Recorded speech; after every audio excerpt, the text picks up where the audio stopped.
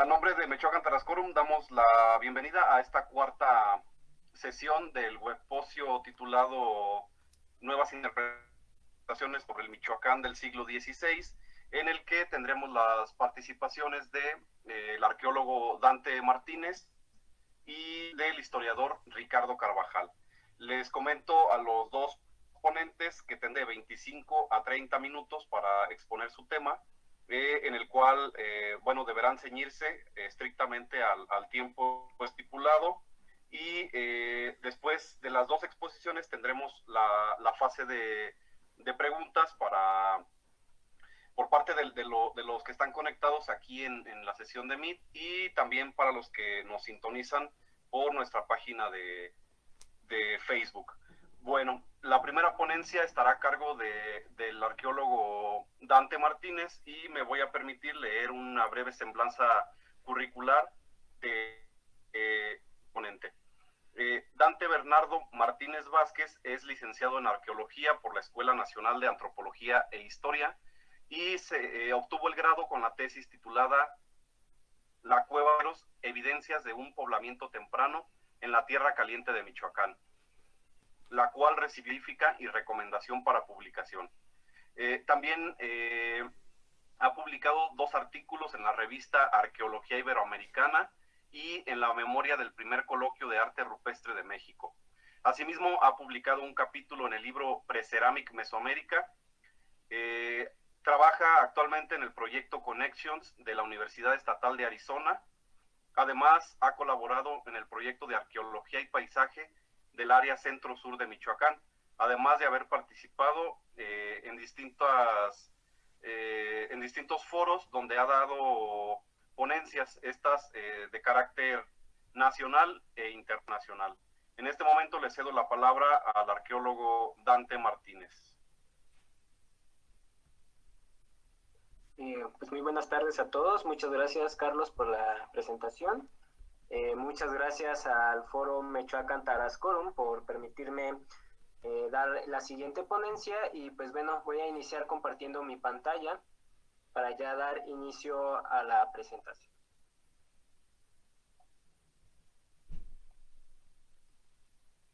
Nada más si me pueden avisar si ahí se ve bien. ¿Ya se ve la presentación? Sí, ya se ve, Dante. Ok.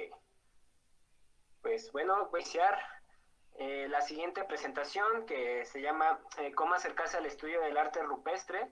Aproximaciones iniciales para el caso de Michoacán. Entonces, pues bueno, vamos a hablar primero de qué son las manifestaciones gráfico-rupestres. Existen ideas muy erróneas respecto a este tema, ya que por lo regular la gente piensa que el arte rupestre solamente tiene relación con las sociedades prehistóricas, lo cual evidentemente pues es erróneo, ya que el arte rupestre es en sí cualquier manifestación gráfica, ¿no? Cualquier dibujo o pictograma, etcétera, que se haga sobre un soporte de la naturaleza.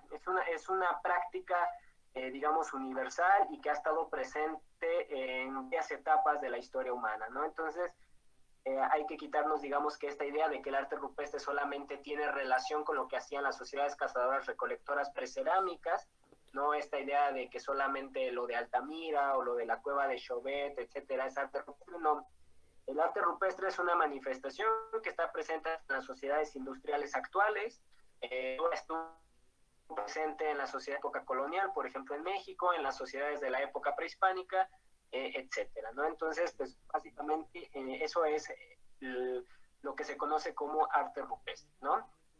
El arte rupestre es una de las manifestaciones más antiguas en la historia de la humanidad, aunque no inició a la par de la humanidad, ¿no? Entonces, digamos que cuando aparece el Homo sapiens hace como unos 250,000 años, 300,000 años en África, pues no apareció ya haciendo estas prácticas, ¿no? Entonces fue algo que fue desarrollando conforme el tiempo.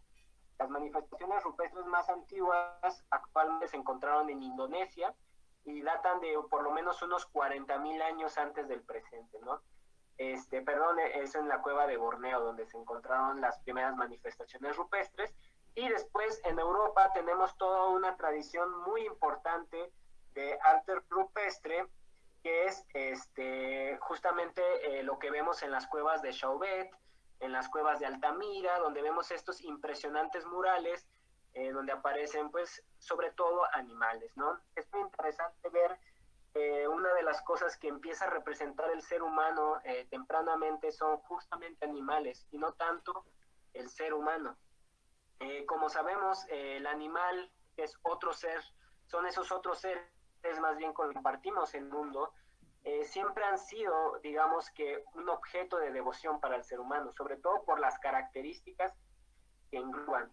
Por ejemplo, pues sabemos que los animales suelen ser más rápidos, más fuertes, suelen tener otras habilidades que el ser humano no tiene, como el poder volar, poder nadar, y obviamente para el ser humano en estas etapas primigenias eran características deseables, ¿no? Entonces, obviamente el ser humano buscaba de alguna manera emular estas condiciones, ¿no? De los animales. Entonces, vemos cómo una devoción cómo la devoción en el arte rupestre está totalmente enfrascada digamos, al culto de los animales y que probablemente esté relacionada a estas etapas iniciales del chamanismo, ¿no? Sabemos que, por ejemplo, en algunas de las cuevas, como en Trois Ferés, vemos la transformación de los animales en un ser humano, ¿no? Esta condición entre humano y animal, estas quimeras, empiezan a aparecer también en etapas tempranas del arte rupestre y suelen estar relacionadas a, digamos, rituales chamánicos, ¿no? Entonces vemos aquí cómo el ser humano hasta cierto punto busca emular la naturaleza y pues bueno, en el arte rupestre deja plasmado un poco de esta cosmovisión, ¿no? Sigue siendo hasta la actualidad un debate que propició el que el ser humano hiciera estas manifestaciones, ¿no? Sabemos que evidentemente hay todo un tema de comunicación detrás de ello, ¿no? Una necesidad de empezar a clasificar y a codificar el mundo de forma de que fuera entendible tanto para ellos como para generaciones posteriores.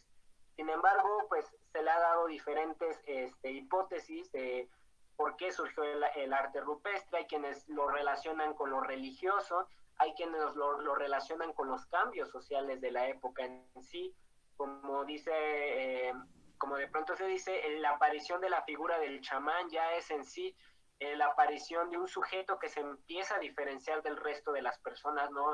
Hay quienes le llaman de los primeros especialistas en la historia de la humanidad, pero bueno, este no es el motivo de nuestra ponencia. Y, por ejemplo, pasamos justamente a lo que, digamos, busca transmitir el arte rupestre, ¿no?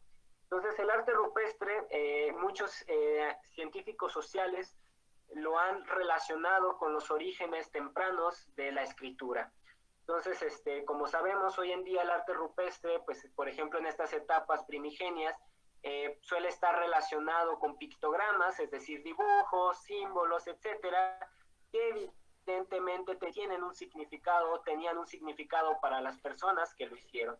Probablemente, pues digo, después de tanto tiempo ese significado se perdió y por eso para nosotros hoy en día es incomprensible esto, pero no deja dudas de que evidentemente pues el que hayan hecho estos, digamos, dibujos en las cuevas, en los soportes de la naturaleza, en rocas, etcétera, cañones, pues tenían evidentemente una finalidad comunicativa. Por ejemplo, cuando hablamos de escritura, pues muchas veces las personas la relacionan inmediatamente con la escritura alfabética. Hay diferentes formas de escritura, ¿no? Obviamente la alfabética es la que usamos hoy en día, que sabemos que es un carácter para cada sonido, ¿no? Como el alfabeto latino que utilizamos hoy en día, pero tenemos también otros tipos de escrituras, ¿no? Como la escritura fonética, donde ciertos símbolos pues emulan a una sílaba o a una onomatopeya, a alguna palabra en general. Tenemos, por ejemplo, la escritura de ideogramas, que suele estar presente.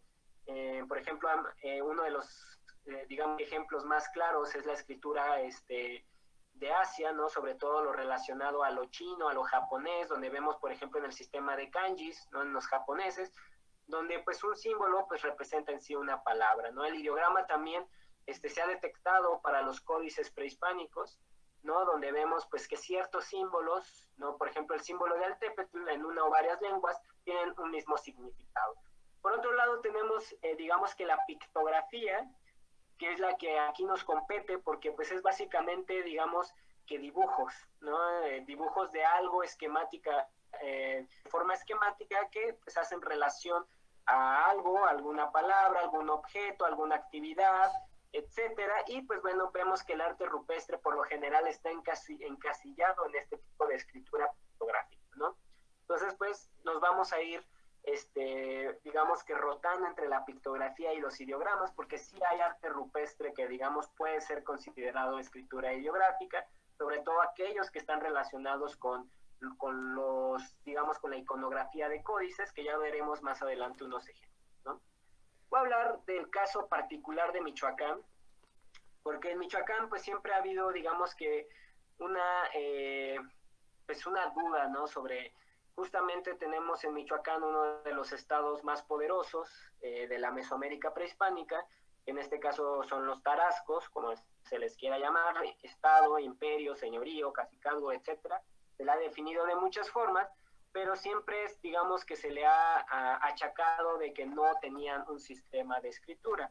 Entonces, pues es algo que vamos a debatir y pues bueno, pasamos pues obviamente a Michoacán, que sabemos que es un área que lamentablemente ha sido trabajada arqueológicamente muy poco en comparación a otras regiones, a pesar de que por lo que ya dije, ¿no? Tenemos uno de los estados más importantes del posclásico tardío, que sin embargo sabemos muy poco de ellos, ¿no? Entonces, y pues más atrás de los tarascos también la información va creciendo, pero sigue siendo hasta el momento muy escasa en comparación de otros lugares, ¿no? Entonces, vamos a hacer, digamos que un repaso justamente al caso del arte rupestre que hay en Michoacán, que puede estar relacionado a diferentes épocas, y pues vemos que en Michoacán tenemos sitios por lo regular con pintura blanca, sitios con pintura roja, de pintura mixta que pueden tener uno hasta tres colores o varios colores, sitios de petrograbados o sitios que pueden tener petrograbados y pintura.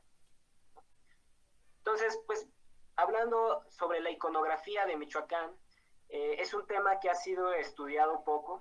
Hay algunos trabajos que se han dedicado a abordar esta temática y algunos, digamos, trabajos de, por ejemplo, de investigadores como Hans Frostkamp, que ha trabajado mucho digamos que la iconografía, sobre todo de los códices, relaciones, lienzos que tenemos para el siglo XVI.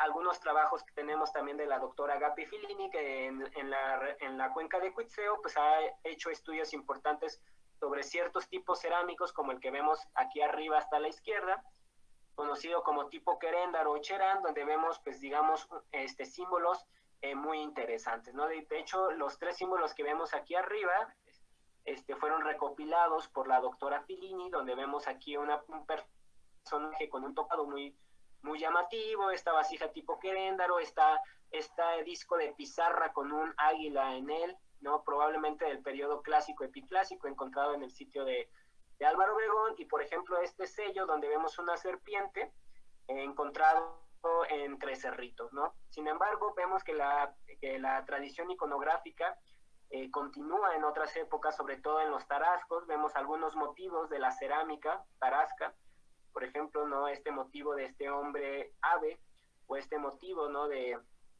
este monstruo, digamos, o de este hombre tortuga, no sabríamos bien cómo definirlo, pero pues que están presentes. Entonces sabemos que por lo menos en algunos casos, como en la cerámica, tenemos un corpus muy interesante por estudiar todavía, ¿no? Voy a hablar específicamente del caso de los tarascos, porque siempre ha habido este problema, ¿no? ¿Los tarascos tienen o no tienen Una de las citas que digamos que más conflicto ha generado en la academia es justamente la que viene en la relación de Michoacán, ¿no? Esto que dice Fray Jerónimo de Alcalá, de que estos nativos no tenían libros, ¿no? Así en resumen, dice que no tenían libros, y pues ahí es donde empieza, digamos, que la duda de a qué, digamos, a qué se refiere con libros, ¿no? Si a los libros que él conocía como como en Europa, ¿no? Como el que vemos en esta imagen de la relación de Michoacán que le está entregando al virrey, o si en general se refería a cualquier tipo de escritura, ¿no? O sea, códices, lienzos, etc. Yo creo que probablemente Alcalá se refería al primero, ¿no? De que no tenían realmente libros como ellos los conocían, a la europea, pero yo creo que los tarascos pues sí tenían un sistema de comunicación que hoy desafortunadamente está perdido, ¿no? No podemos decir que, más bien decimos que no hay desafortunadamente códices de la época prehispánica asociados a esta sociedad, al Michoacán. Entonces, pues bueno, hemos tratado de abordar el estudio de la iconografía a través de la documentación del siglo XVI, ¿no? Como lo ha hecho recientemente el doctor Hans Roskamp, y pues bueno, vamos a ver algunos casos, ¿no? Entonces, por ejemplo, en la relación de Michoacán, Hans deja claro que él ve ciertas cosas que sí parecen estar relacionadas a una iconografía que viene probablemente desde la época prehispánica, ¿no? Entonces, por ejemplo, aquí vemos esta parte de la relación de Michoacán, en donde está Tariacuri hablando con sus tres sobrinos, con sus dos sobrinos y su hijo Ikingare, los otros dos, Tangashon e Irepan, y pues está haciendo la repartición, ¿no? De los tres reinos que posteriormente, ¿no? Gobernarían, que serían Iguazio, Sinsunzan y Pátzcuaro. Aquí vemos cómo Tariacuri pues hace tres montoncitos, ¿no? De alguna manera para representar esta repartición de los reinos, y destaca que en esta lámina vemos unas piedras con unas especies de rayas que están muy presentes justamente en el arte rupestre de lugares como Sinsunzan, como Iguazio, ¿no? Por ejemplo, aquí en este caso vemos cómo están estas hileras con rayas, ¿no? Entonces vemos que pues ciertas cosas parecen sí estar dentro de la práctica iconográfica de los tarascos desde época prehispánica. Hablando sobre lo que dije, sí hay arte rupestre tipo que puede ser considerado como tal un códice, ¿no? Uno de los casos más claros es Ixtampantongo en el Estado de México, cerca de Valle de Bravo, donde tenemos pues totalmente un códice, ¿no? Ahí pintado, donde vemos diferentes deidades relacionadas al sol, relacionadas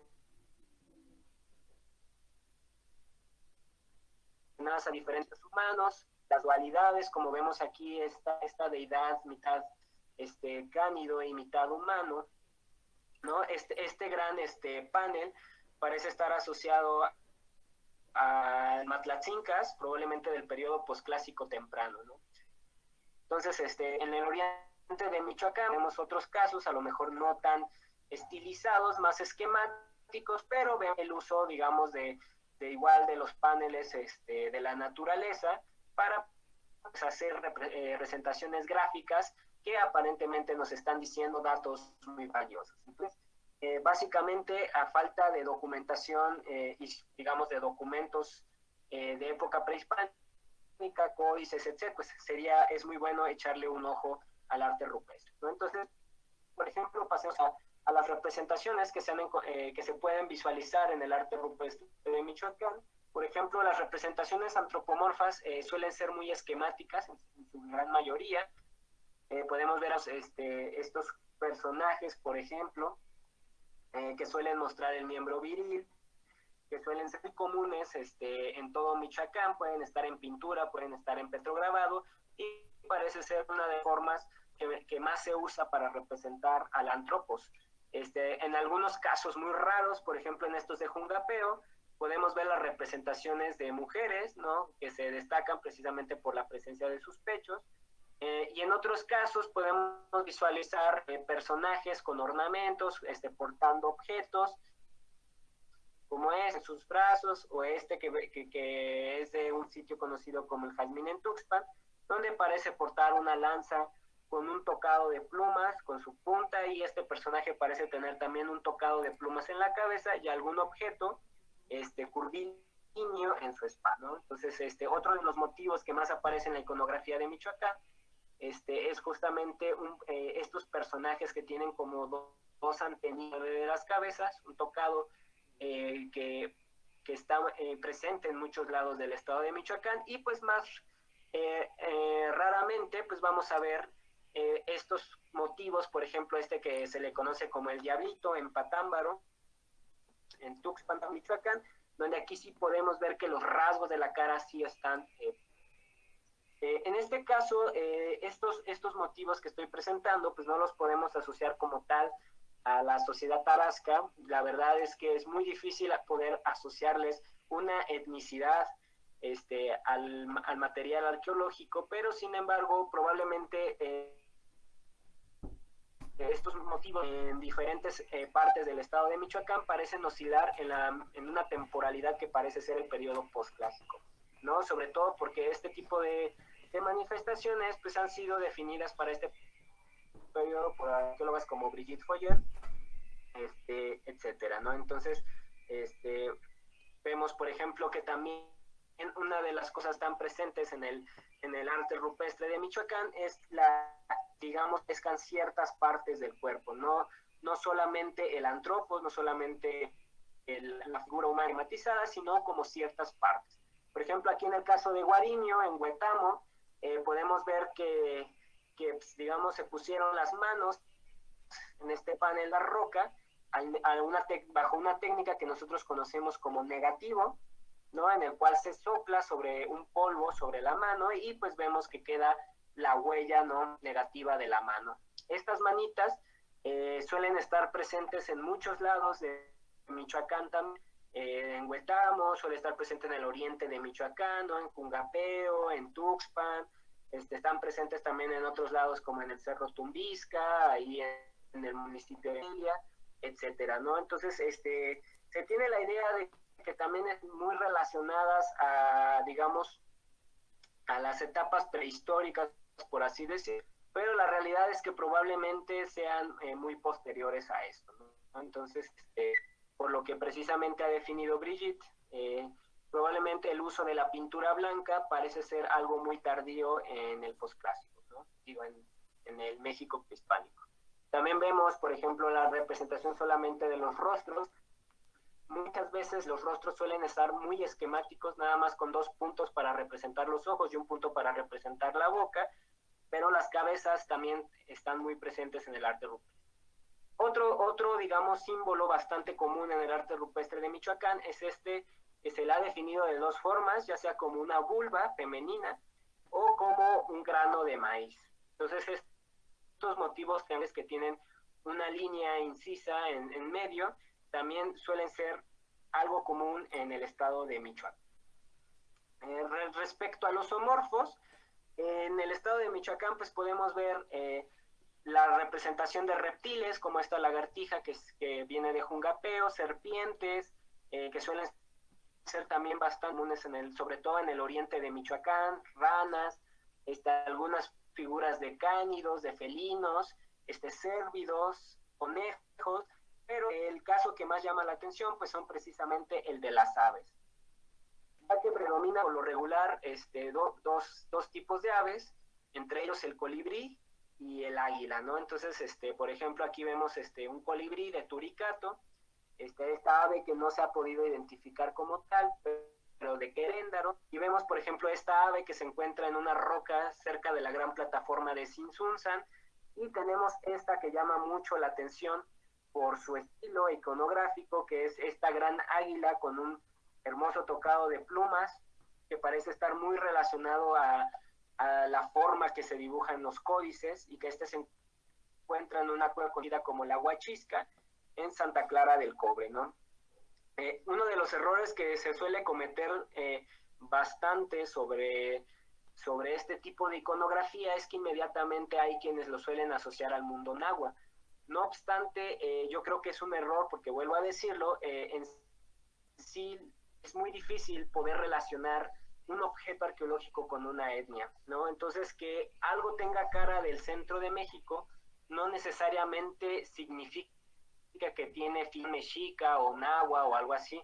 Sabemos que este tipo de iconografía también era utilizada por otomís, por matlatzincas, por muchos otros grupos, inclusive también, ¿por qué no?, también por los purépechas que aquí habitaban, ¿no? Entonces, creo yo que es muy complicado decirle, no, pues es que esto es de influencia náhuatl o esto es de otra cosa, porque cuando la realidad es que no tenemos ni elementos ni para decir ni una ni otra cosa. O sea, puede ser cualquiera de todas las opciones, ¿no? Por ejemplo, aquí tenemos otra ave, esta ya no parece ser ni un águila ni un colibrí, sino parece ser un ave tropical, probablemente una guacamaya, igual con un estilo bastante particular, muy estilizado, ¿no? Muy parecido a lo que vemos, por ejemplo, en las vasijas tipo códices de la tradición Aztatlán, y se encuentra en Chavinda, por ejemplo, ¿no? Entonces vemos que pues, las representaciones de aves pueden ir desde lo más esquemático hasta lo más elaborado en el caso de Michoacán. El arte rupestre también nos puede dar indicios de la vida cotidiana.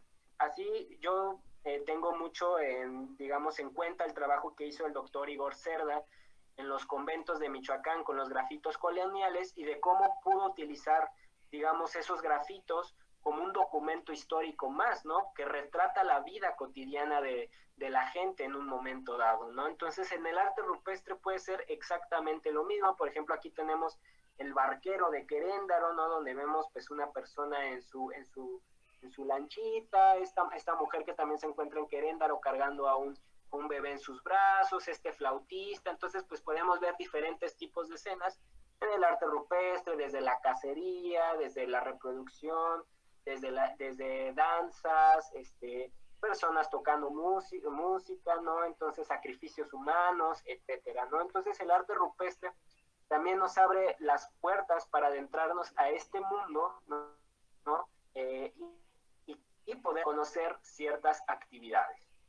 Uno de ellos, por ejemplo, en el cual estoy estudiándolo actualmente, es el caso de la guerra, ¿no? Entonces, en Michoacán, en varios sitios tenemos la representación de varios guerreros, que muchas veces es difícil diferenciar cuando se puede tratar de un guerrero o de un cazador, por ejemplo, ¿no? Entonces, por eso es muy importante hacer un estudio completo del contexto y de todo lo que rodea la figura para poder saber si se trata de un guerrero o se trata de otra cosa, ¿no? De un cazador, por ejemplo, haciendo otra actividad, ¿no? Entonces, por ejemplo, en el caso de Sinsunzan, tenemos algunos motivos muy esquemáticos donde vemos personajes que parecen portar escudos, que parecen portar algunos objetos como porras, por ejemplo que se encuentran en los hanamus del convento y de las yacatas, ¿no? Donde parecen portar ciertos tipos de objetos, muy llamativo, es en Queréndaro, que también parece portar una especie de porra, ¿no? En su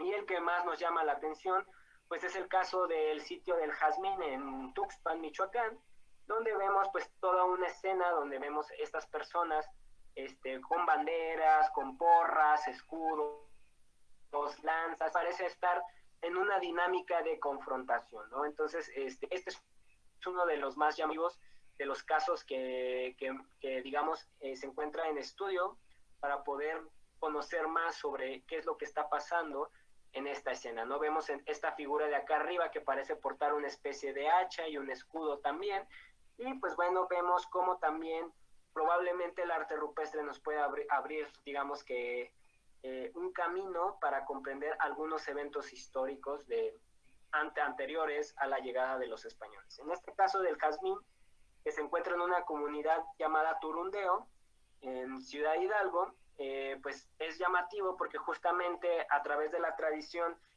histórica hemos visto que en este lugar pues aconteció, digamos, acontecieron más bien muchos enfrentamientos entre los tarascos y los mexicas, y pues bueno, probablemente nos pueda dar pistas, nos puede abrir también un camino para entender justamente la dinámica que ha tenido esta zona a lo largo del tiempo.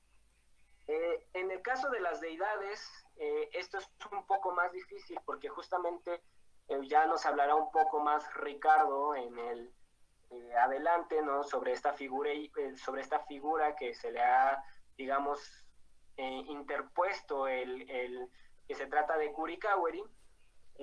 Pues bueno, sabemos que en el Michoacán prehispánico, pues por alguna razón es muy difícil encontrar representaciones de alguna de las deidades, como es en el caso del centro de México, donde hay mucha escultura, etcétera. ¿Por qué razón? Pues bueno, es algo que justamente se tiene que seguir investigando. Probablemente los tarascos a lo mejor sí las tenían, pero lo hacían en materiales perecederos, probablemente con plumas, probablemente con madera, no lo sabemos, no tenemos elementos para decirlo. En el arte rupestre pues suelen aparecer ciertas figuras que sobresalen más allá de lo que vemos como los antropomorfos sistemáticos, como estas, digamos, figuras antropomorfas que tienen los brazos levantados y que se encuentran justamente debajo de pequeñas cornisas de piedra como si las estuviesen cargando, ¿no? Entonces este tipo de iconografía nos recuerda mucho a los dioses cargadores de la tradición otomanguiana. Estos también se encuentran en Juncapeo y pues bueno, pudiera ser una de las posibilidades. En Tacámbaro tenemos otro muy llamativo, que es un personaje que probablemente está enseñando las costillas, es decir, un descarnado, tiene una cara con 3 puntos, muy esquemática, y pues bueno, también pudiera ser relación algún importante, ¿no? Dentro de las cosmovisiones de estos pueblos, ¿no? En algunos casos también, ¿por qué no suponer que las representaciones de algunas deidades pueden ser todavía más esquemáticas de los que creemos? A lo mejor con simplemente dibujar un sol, un símbolo, algo que lo represente, no lo sabemos. En este caso, pues vemos en un Hanamu de las Yacatas de Sinsunzan, pues la representación de lo que parece ser un sol, ¿no? Y sabemos que, por ejemplo, Kurikaweri, pues es una deidad solar. No obstante, en el sitio del Jazmín en Tuxpan, vemos este motivo de una serpiente que parece tener la cabeza muy llamativa, que pudiera, digamos, hacer referencia probablemente a la serpiente emplumada. También el arte rupestre nos da cuenta de algunos eventos astronómicos, ¿no? Por ejemplo, en este sitio de la Mora, en Jungapeo, pues vemos, digamos, una conjunción de una cruz con un digamos,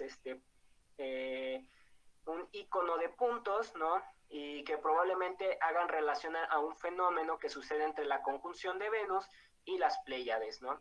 En otros casos, pues estas crucecitas, ¿no? Pudieran hacer relaciones a otros diferentes tipos de eventos astronómicos, la conjunción entre Júpiter y Venus, entre Júpiter y Saturno, la Luna, etcétera. Pero bueno, probablemente en estos tipos de arte rupestre también pues esté plasmado este tipo de cosas, ¿no? Y sobre el conteo del tiempo, destaca, por ejemplo, esta gran rodela de piedra de procedencia desconocida. Se encuentra actualmente en la bodega de la zona arqueológica de Sinsunzan.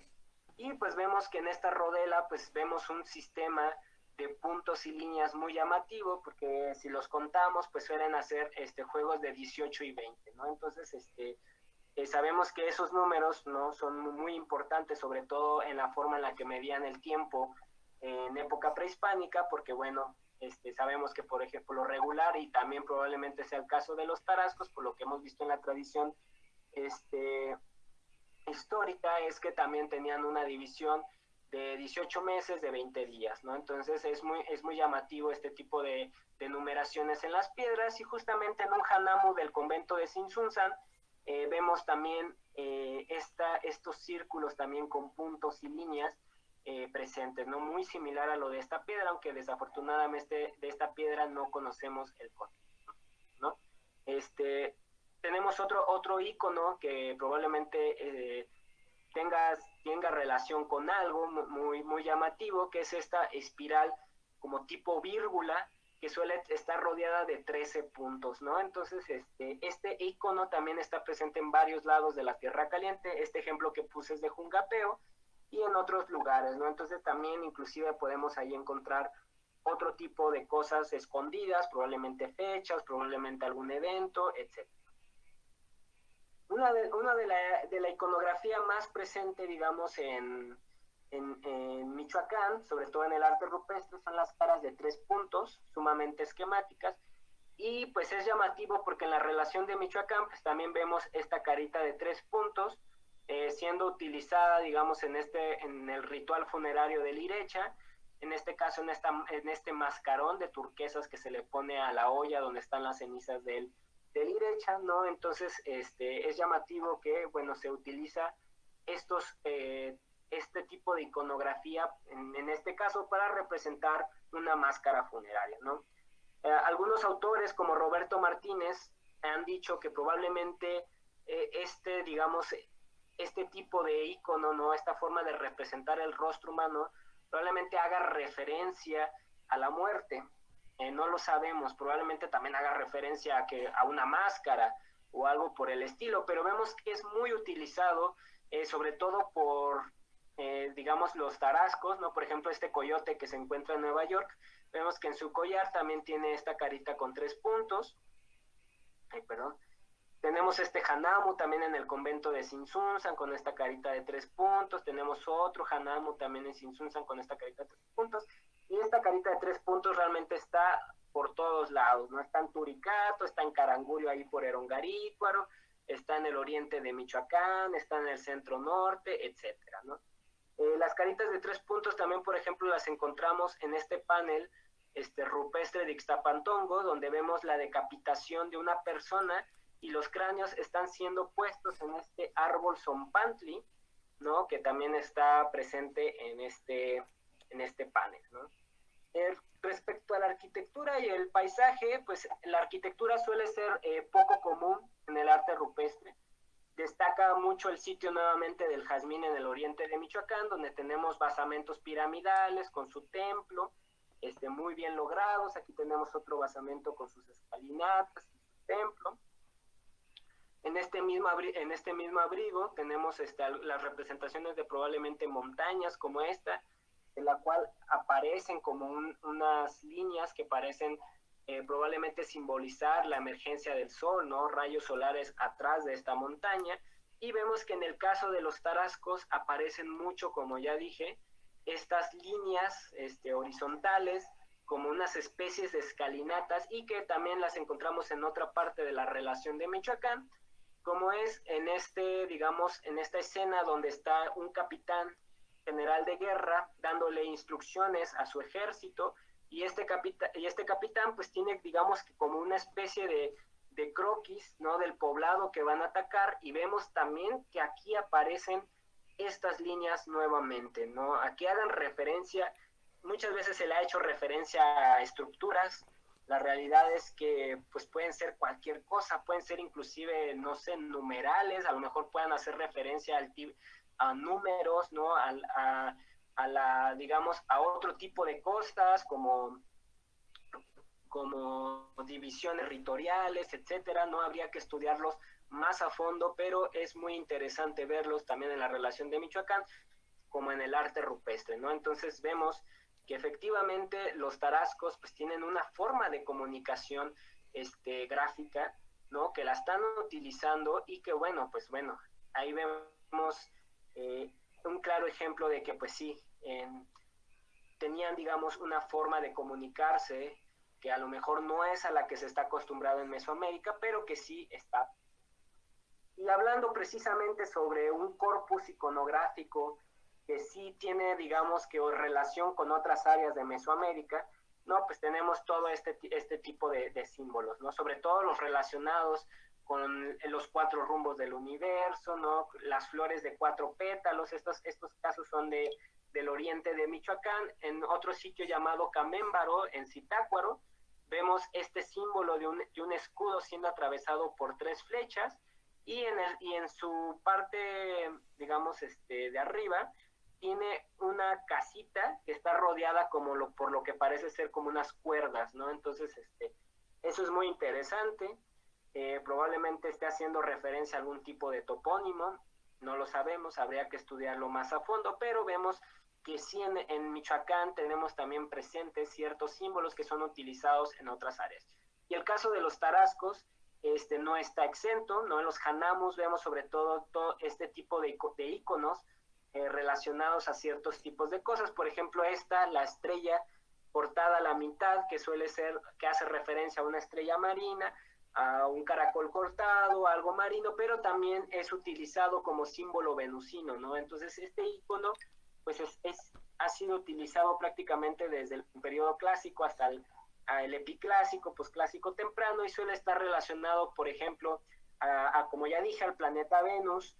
Suele estar relacionado a la serpiente emplumada en sus características de guerrero, y pues es llamativo porque pues En el caso de los tarascos tenemos una facción militar conocido como los caringariechas, que prácticamente justamente, ¿no?, son conocidos como los hombres valientes, y que justamente vemos que el planeta Venus, en el caso de los tarascos, está relacionado, su nombre es Josquacangari, significa estrella valiente justamente. Entonces es muy, muy llamativo que los tarascos justamente se hayan utilizado también este mismo tipo de iconografía que fue utilizada en tiempos anteriores en el epiclásico, justamente como una parte de la representación militar, ¿no? Y de esta parte militar que tiene también el planeta Venus.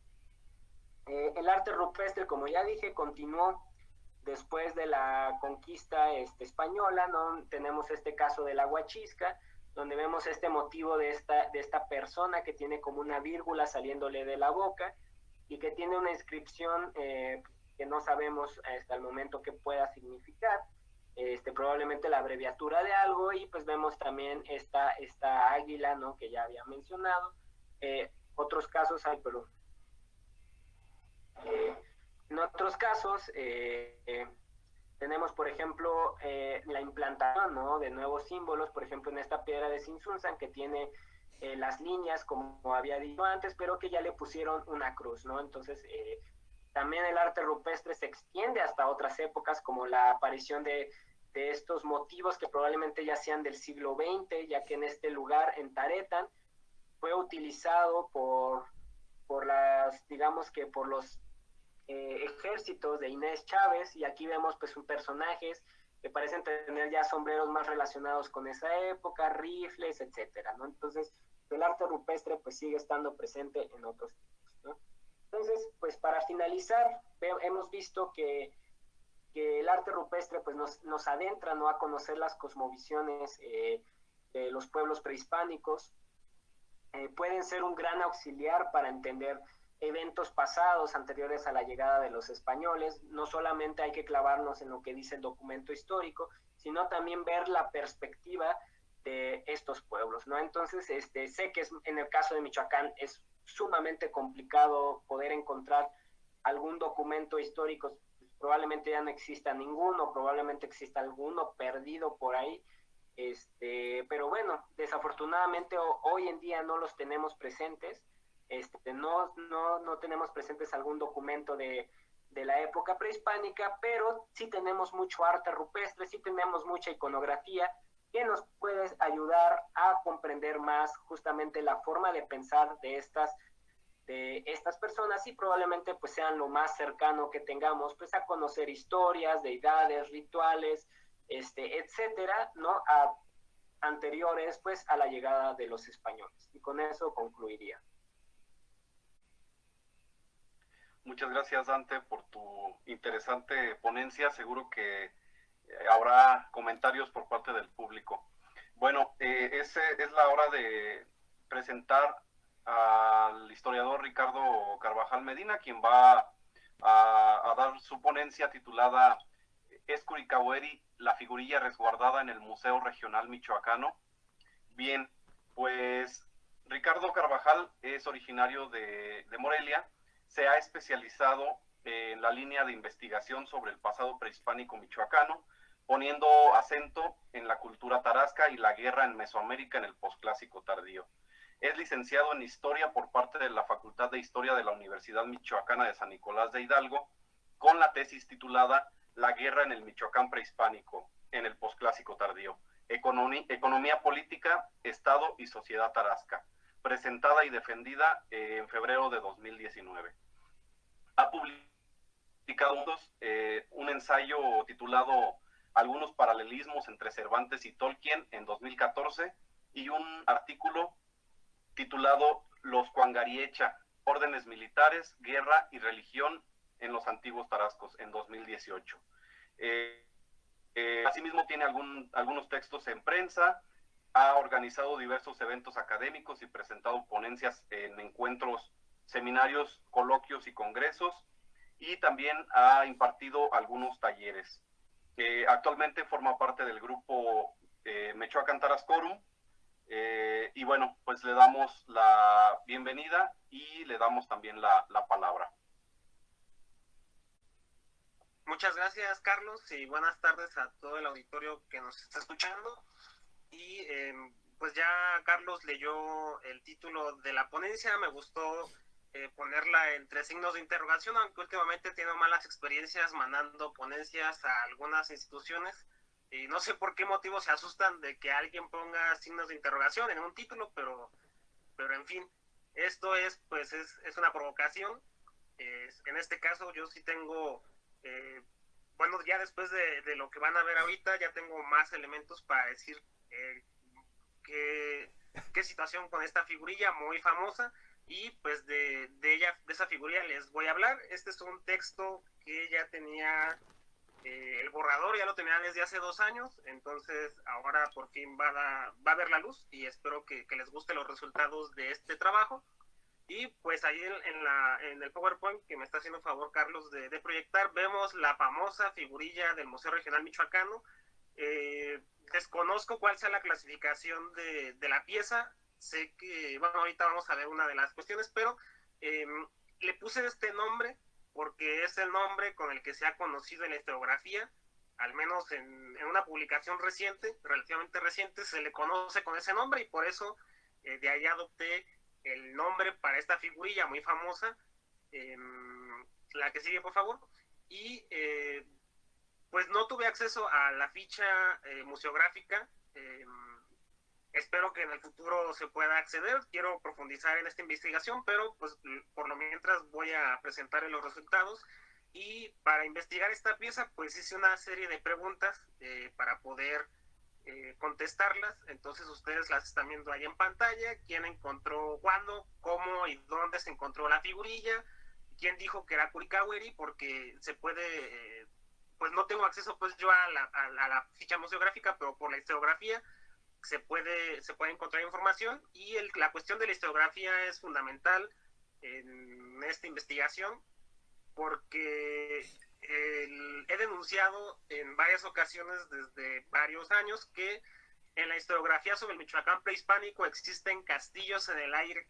Es decir, son mitos que en la historiografía, en la forma de escribir la historia y de conceptualizarla, existen mitos e invenciones sobre datos. O sea, muchos de los datos que a veces nos encontramos en los libros de historia, ya sea profesionales o de divulgación o libros de texto, son castillos en el aire, son invenciones que no por mala fe, sino simplemente por el estado de la cuestión, es decir, la investigación que se hacía en ese momento, pues se propuso tal cosa, es que esta figurilla es tal dios porque pues no tenemos otra, o por ejemplo la obra del maestro Corona Núñez, al cual pues yo respeto mucho, pero muchas de sus premisas son ahora insostenibles porque ha aparecido nueva documentación y las fuentes se han interpretado de otra forma. Entonces, en esas preguntas son las que se van a tratar de contestar.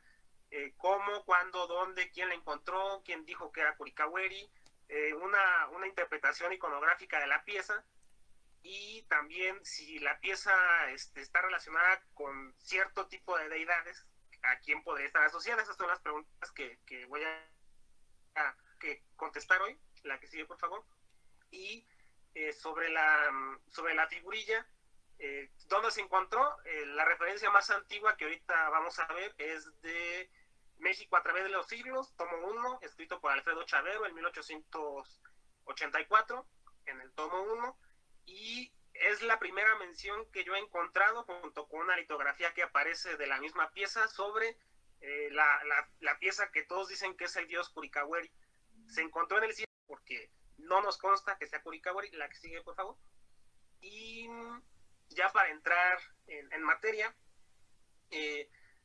algo que en lo que me tuve que ocupar para esta investigación, pues es un tema que ahorita ya no traigo tanto, espero recuperarlo ahora que empiece el próximo año, que es sobre la indumentaria entre los tarascos prehispánicos. Y de la información más completa que hay, pues aparece obviamente la información relacionada con la clase dominante, las élites, y de entre todas las deidades que menciona la relación de Michoacán, el que más conocemos sus atributos es precisamente el dios Tiripeme Curicahueri, que era el dios patrono de los señores Guapusecha, Y en la relación de Michoacán tenemos información de cómo se concebía a Curicahueri, al menos en 4 formas. Se podía concebir como hombre, que de hecho esa lámina que estamos viendo en pantalla es la única representación explícita que tenemos sobre Curicahueri. También se podía aparecer como un águila guajolote. Hay un pasaje en la relación de Michoacán donde a una mujer se le aparece convertido en un águila blanca con una verruga en la nariz. Yo lo interpreto que es un guajolote.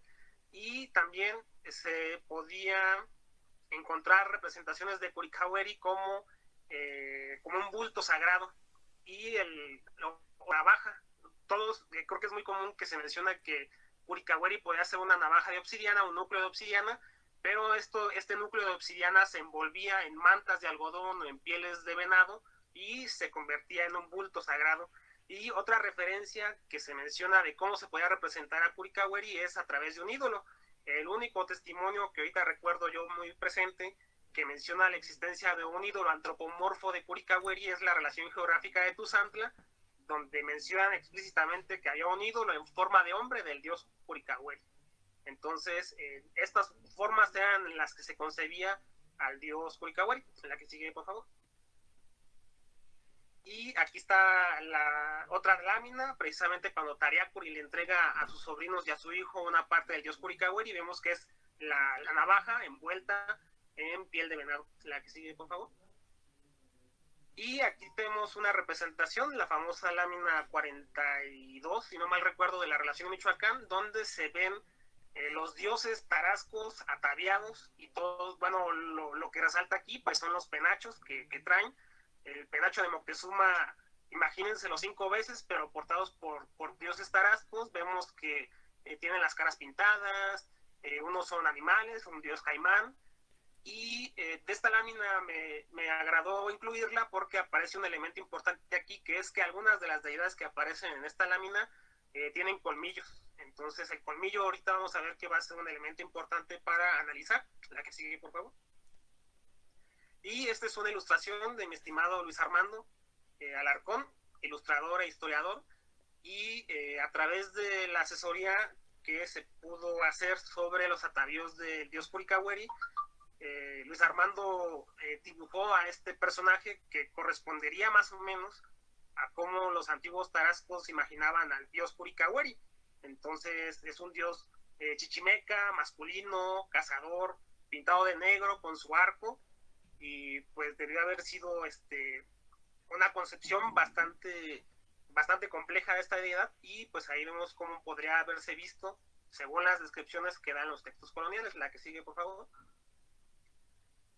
Y bueno, pues ya regresando, bueno, ya que conocemos cuáles son los atributos de Curicahueri, ahorita voy a mencionarles cuáles son sus atavíos, pero pues queda la duda.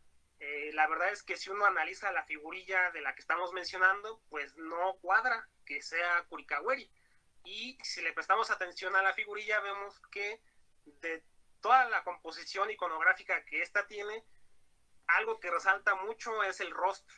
El rostro es la parte más acabada de la figurilla, y pues su rostro tiene elementos muy relacionados con deidades de la lluvia muy antiguas. Desde el preclásico aparecen estos elementos, que son las anteojeras y los colmillos. Y estos dos atavíos, estos dos atributos están íntimamente relacionados con una deidad muy famosa del centro de México, que es Tlaloc, el dios de la lluvia. Entonces, por eso aquí tenemos una vasija, creo que es del Templo Mayor, igual me puedo equivocar, no soy experto en cultura mexica. Y bueno, pues ahí están las dos piezas, y entonces sale pues evidente de que las anteojeras que tiene la pieza del Museo Regional Michoacano y las orejeras y los colmillos lo asocian muy cercanamente con Tlaloc. Entonces aquí es donde empieza a haber algunas dificultades iconográficas para interpretar esta pieza. La que sigue, por favor. Entonces, bueno, y otro elemento que menciona Roberto Martínez González, quien escribió un excelente libro sobre el cuerpo, la concepción de la corporalidad prehispánica tarasca, y por eso, de hecho, esta es la referencia por la cual utilicé el nombre de figurilla del Museo Regional Michoacano, porque a través del análisis de las representaciones del cuerpo que hace Roberto Martínez González, se da cuenta que los hombres, cuando son representados ya sea en escultura o en pintura, aparecen de pie, y que las únicas representaciones antropomorfas que existen de personas sentadas o en posición sedente, pues son femeninas. De hecho, las personas que nos estén escuchando y hayan o conozcan la relación de Michoacán, las mujeres son las únicas que aparecen sentadas de cierta forma. Cuando los hombres se sentaban, las fuentes mencionan que lo hacían en cuclillas. Entonces, pues este es otro elemento que yo rescato de Roberto Martínez para asignarle un género a esta figurilla. Entonces, no nada más no es una deidad o una figurilla relacionada con el fuego y masculina, sino que es una deidad femenina por la forma en la que está sentada. La que sigue, por favor. Y entonces, haciendo una revisión muy rápida de pues de estas deidades del agua, aquí vemos a la diosa de la lluvia de Teotihuacán. No tiene todos los atributos que la pieza del Museo Regional tiene, pero pues destacan las orejeras. Esto pues puede ser relativo, porque como vamos a ver más adelante, las orejeras también son uno de los atavíos de Curicahueri, pero ahorita regresamos a eso. La que sigue, por favor. Y buscando en las fuentes de la mitología del centro de México, pues buscando en Sagún, de hecho lo estaba releyendo hace rato, una de las deidades que podría utilizarse para empezar a interpretar la figurilla, las referencias que pueden utilizarse, pues es precisamente a una deidad del agua también que se llama Chalchihuitlicue. Y esta es una deidad femenina asociada al agua, que está relacionada con unos entes que eran los Tlaloc. Son entes que supuestamente vivían en los cerros para repartir las lluvias, y Chalchihuitlicue sería de este tipo de entes relacionados al agua. Aquí vemos dos representaciones, una es del Códice Borbónico, donde vamos a ver pues una iconografía bastante compleja. La que sigue, por favor. Y la otra imagen es del Códice Telleriano Remensis, representando precisamente a esta deidad. Igual, ahorita podemos pensar que no se parece en nada a la figurilla del Museo Regional Michoacano. La que sigue, por favor. Pero esto lo acabo de hacer hace rato, porque vi que era necesario hacer la distinción. En la parte izquierda de su pantalla están atributos de la figurilla. En la parte del medio están los atavíos que las fuentes históricas sobre los tarascos mencionan que tenía el dios Curicahueri. Y en el lado derecho de su pantalla están los atavíos con los cuales los mexicas o los nahuas del centro identificaban o asociaban a la diosa Chalchihuitlicue, y que menciona precisamente Bernardino de Sahagún. Entonces, si hacemos un ejercicio de ver convergencias y diferencias entre los atavíos que nos mencionan del dios Curicahueri y los atavíos que nos mencionan de la diosa Chalchihuitlicue con la figurilla del Museo Regional Michoacano, pues vemos que atavíos de Curicahueri casi no hay. O sea, creo que el único que puse ahí fue las orejeras, que se mencionan que utilizaban los dioses tarascos. De Curicahueri no queda muy claro, pero lo puse para que no digan que están escogiendo allá a mi gusto.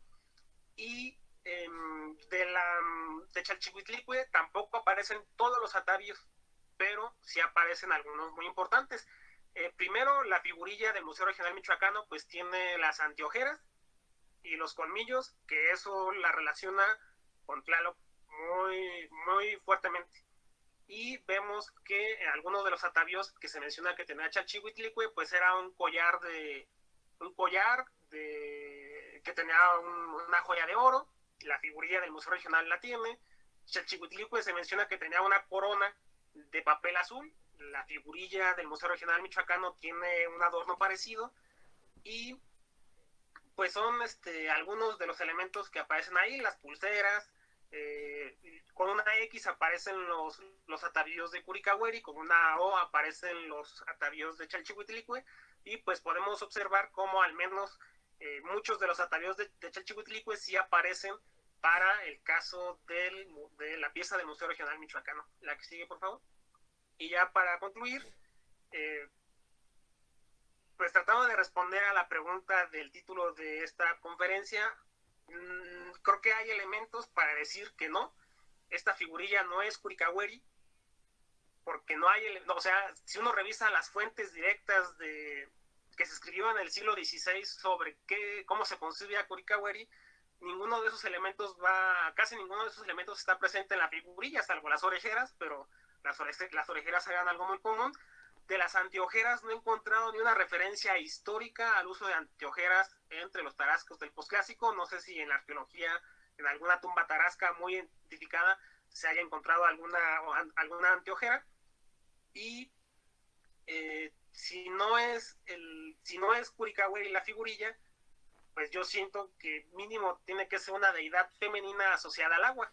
Y les mencionaba lo del Cirate, porque eso recuerda a la montaña de los mantenimientos, de cómo los Tlaloque, que son los entes a los cuales hacía referencia, vivían dentro de los cerros. Entonces, es algo en lo que me hace falta profundizar sobre las deidades del agua del centro de México y de otras partes de Mesoamérica, pero al menos creo que hay elementos suficientes para decir que esa pieza del Museo Regional Michoacano no es Curicahueri, es otra cosa, que yo propongo que es una entidad asociada femenina, una entidad femenina asociada al agua, pero Curicahueri no puede ser.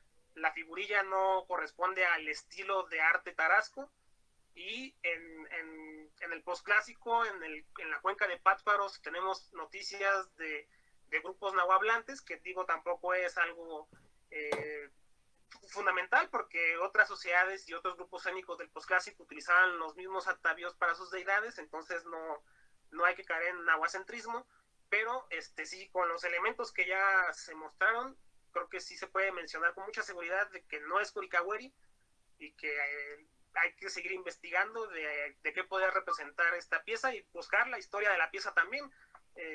Quién la encontró, en qué estado está, si hay alguna información extra en los reportes. Y yo con esto concluyo y muchas gracias.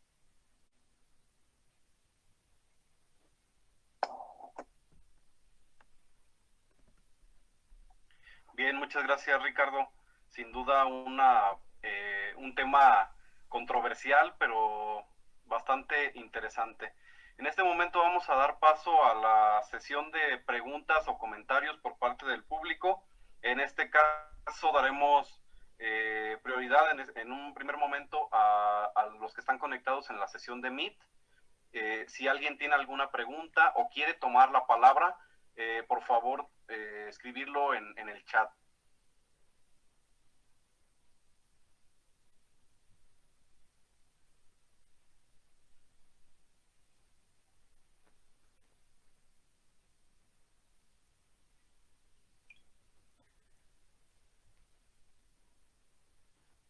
Si no hay ninguna pregunta o comentario, entonces daremos paso a los comentarios y preguntas del Facebook. Carlos Arias nos pregunta, bueno, creo que es para Dante la pregunta, dice, ¿en África o inclusive en América hay manifestaciones más antiguas que en Europa? No hay ninguna, bueno, en África hasta el momento pues no se ha encontrado alguna tan antigua, sí hay muchas muy antiguas, casi contemporáneas a las de Europa, pero no las superan en antigüedad. Y en América sigue siendo un tema sumamente controversial, cuando inicia el arte rupestre, porque aparentemente pues, los estudios arqueológicos pues, han podido demostrar que pues surgió muy tardíamente, probablemente en sociedades del Arcaico. Y pues bueno, ese es uno de los temas. Parece que tuvo más auge en la parte ya de la época prehispánica. En el caso de Michoacán no hay ninguna pintura rupestre que se le pudiese asociar al periodo precerámico. Hasta el momento no hay algún estudio que nos pueda dar directamente la referencia a un estadio anterior al desarrollo de la cerámica. Y a excepción de un sitio rupestre que registró Brigitte y Veronique, muy interesante, donde se ve la cacería se ve la caza de un venado y siendo cazado por un puma, y que al parecer, digamos que el estilo de esa pintura si pudieras parecer algo a lo mejor probablemente más remoto al desarrollo de los sitios de la cerámica, perdón, pero hasta el momento no hay un sitio así que lo podamos poner más allá de los sitios europeos. Inclusive los que hay son muy polémicos, tienen fechamientos sumamente polémicos, eso es algo que se me olvidó decir. Los sitios rupestres son muy difíciles de fechar, demasiado difíciles. Siempre es como siempre una tentativa a su posible temporalidad, y más que nada esa tentativa siempre está guiada por el tipo por el estilo, ¿no? Por la iconografía que uno ve en ella, ¿no? Entonces, es muy difícil poder fecharlos y poderles dar una temporalidad exacta. Gracias, Dante. Por aquí también el maestro Igor Cerda y Benjamín Lucas pues nos estuvieron viendo en la transmisión de Facebook y pues nos mandan saludos a todos. Por aquí en los comentarios del chat de esta sesión aparece uno de Tania Libertad Pérez González. Dice: yo he vivido en la meseta purépecha y los viejos comentan que Curilcagüeri es una deidad dual. ¿Esto no es una explicación a la posición de la figurilla? Preguntan, Ricardo. Sí, sí. Ayer estaba viendo unas imágenes de Huitzilopochtli donde aparece representado como mujer, lo cual pues sí, podría ser una deidad dual, pero en las fuentes que tenemos no hay ninguna referencia a esa dualidad. Y de los elementos característicos que incluso los prepechos actuales reivindican como Curilcagüeri, pues es su cualidad solar y asociada al fuego. Entonces, pues sí, claro, también tenía dualidades, estaba asociado pues con el cielo y con la tierra, pero para el caso de Curilcagüeri no he encontrado nada. Y de todos modos, la pieza por el estilo que tiene no es purépecha, no, o sea, los elementos iconográficos que están presentes ahí no son purépechas, son de otro grupo étnico. Digo, tampoco impide que hayan podido interpretar a las deidades. El nombre tarasco para Huitzilopochtli es Insuhuiquicho, que significa exactamente lo mismo, colibrí zurdo, pero pues lamentablemente para los tarascos prehispánicos no tenemos tanta información, pero podría ser una posibilidad de que haya tenido una dualidad, pero al menos esa pieza no se le ve pues la parte solar, es una pieza muy relacionada con el agua. Gracias, Ricardo. El doctor Carlos Paredes, que nos honra con su presencia en esta sesión, quiere tomar la palabra. Adelante, doctor. Sí, muchas gracias. Bueno, pues muchas gracias, Dante, por la invitación, y a todos ustedes por el espacio que han creado. La mayor parte de mis observaciones van para Dante. En general coincido con todo lo que ha dicho. Tengo algunas precisiones y aumentar la información, ¿no? Respecto a esta polémica que señalabas de la escritura en imágenes en el Michoacán prehispánico, efectivamente existe esa polémica, y el problema es que no tenemos códices prehispánicos, pero el argumento que yo uso, y que también Hans lo constata, es que eso no quiere decir que no se conociera la forma de escritura en imágenes como era en el México antiguo. Y lo que yo he planteado son varias razones por distintos lados para suponer un conocimiento de la escritura prehispánica en imágenes en Michoacán. Por una parte, los datos que nos da desde la lingüística Maturino Gilberti y los lingüistas de aquella época. La palabra escribano, la palabra para papel, ciranda, y en fin, esto que tiene relacionado con la escritura. En segundo término, pues están los testimonios coloniales en el que los indígenas llegaban a algún pleito por tierras, algún problema, y nos dicen claramente, los indios llegan con sus pinturas. No se sabe qué pinturas, pero ese testimonio está ahí.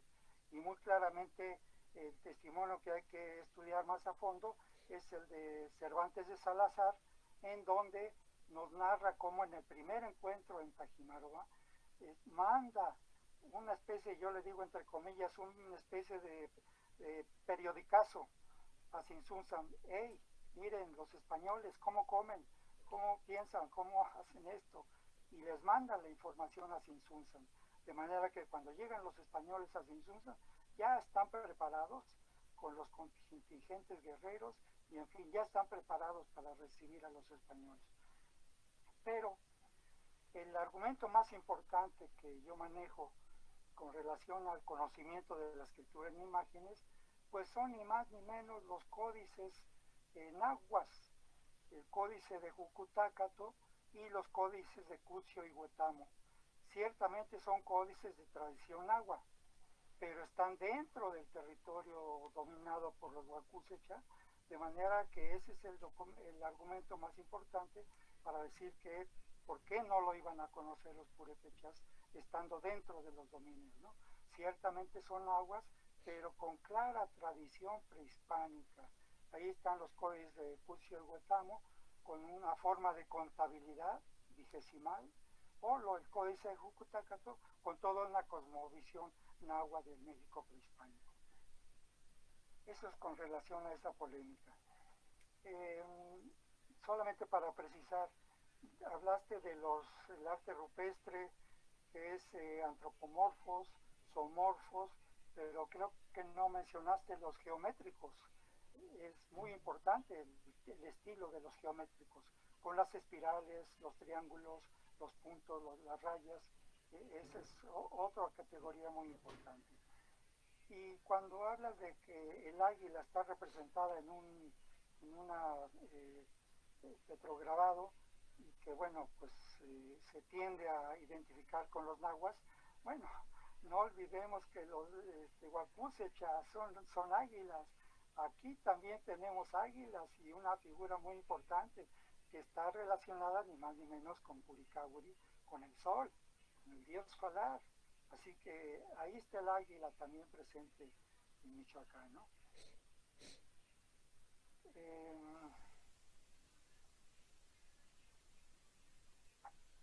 Perdón.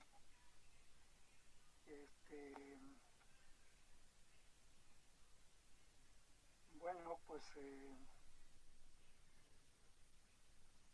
no, solamente para Ricardo, pues realmente no tengo mucho que agregar, pues ciertamente es un tema muy difícil. Yo lo que te recomendaría pues es seguir la misma línea que señala Dante, en el sentido que hay que entrarle a la interpretación de la cerámica, porque cerámica sí tenemos prehispánica y ahí hay que hacer más estudios a profundidad, e igualmente la cuestión técnica de elaboración de la figurilla esta que se dice que es de Puricahuri.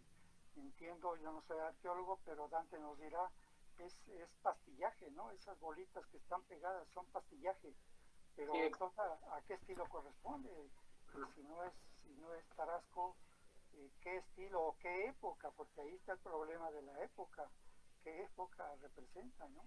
Sería toda mi contribución. Gracias. Muchas gracias, doctor. Dante, ¿quieres tener réplica?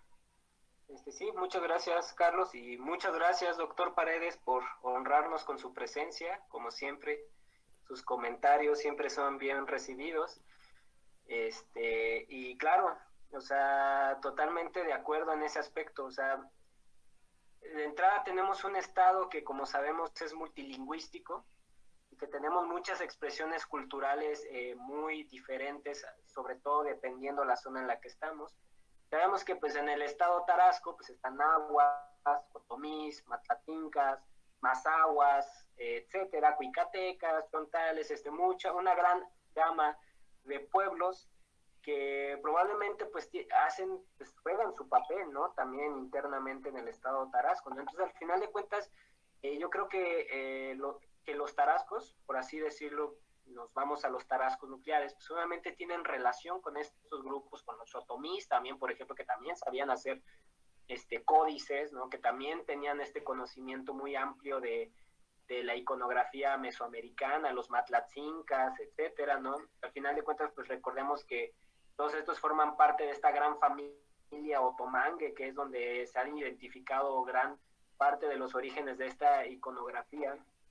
Y pues sí, pues obviamente estos grupos que están internamente dentro del estado Tarasco, pues obviamente seguro pues, hubo un intercambio de conocimientos, tanto de un lado como del otro, ¿no? Entonces también, por ejemplo, se me viene esta cita de la relación de Michoacán cuando se habla de Iguacha, ¿no? De este hijo de Surumbá, ¿no? En Tarearán, que van Irepan y Tangashuan y que este personaje Iguacha saca dicen pues como un lienzo, una piel de venado en donde tienen los símbolos aparentemente calendáricos del calendario lunar, calendario de la adivinación, conocido entre los nahuas como el Tonalpohualli, ¿no?